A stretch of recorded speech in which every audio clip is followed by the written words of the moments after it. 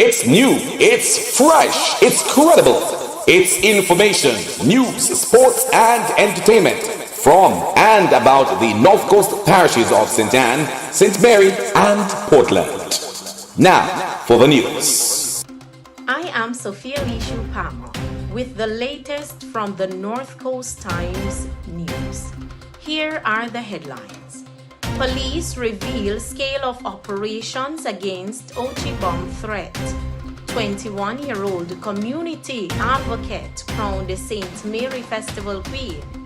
Man taken off bus and arrested for murder of 90-year-old retired health inspector. Madras crowned the St. Ann Major League Football champions. And Ann Marie Vaz hands out $20 million to fire displaced Portland vendors. And now, the details. A youth advocate is this year's St. Mary Festval Queen. 21-year-old Sharai Campbell, founder of the Youth of Three Hills Community Club, won the crown and several sectional prizes at the parish coronation. The crowning was held on Saturday, June 3 in Port Maria. Ms. Campbell won more than $150,000 in cash and prizes. The event was organized by the JCDC and was one of the first of the 13 Parish Queen coronation events. Second place in the competition went to 19-year-old Tadwin Wilson. Third place went to 18-year-old Kevonna Brown. Other contestants were Kimaria Henry, Miss Retreat, and Dexani Wood, Miss Arakabeso. See the detailed coronation story on the North Coast Times website. Details are now emerging about the massive scale of the security operations in Ocho St. Ann, part of which was shut down by a bomb threat Sunday. Head of St. Ann Police Senior Superintendent Dwight Powell told the St. Ann Municipal Corporation Thursday, June 8, that he coordinated the response with 34 police officers, 17 firefighters led by the St. Ann Head of Department, and 8 Jamaica Defense Force soldiers. At least 2 councillors praised the response of the security forces, and SSP Powell himself, Councillor Ian Isaac, said millions of dollars were lost in businesses because of the lockdown. He named several businesses in 8 Rivers Plaza as well as the Ruby service station that were closed from mid-morning through the rest of Sunday. No bomb was found. A man later said on social media it was a prank. SSP Powell said he was happy that the perpetrator of the threat had been held by police and would be charged. He said he expected the court to send a message in handling it this way. We will be right back with the news. Hey there, hi, hello, my friend. This is your caterer, Mr. Harding. Cater anywhere, anytime. You get the best price, best service, and of course the best food. Call us any day of the week. We're ready to serve you. Call us on 405-0362 or 917-6431. Yes, that's a number to call. 405-0362. Transport that is safe, reliable, and on time. That's what we're offering to students living in St. Ann wishing to journey to Kingston and back for school. Call us at 876-359-3400. Global Addiction Vacay.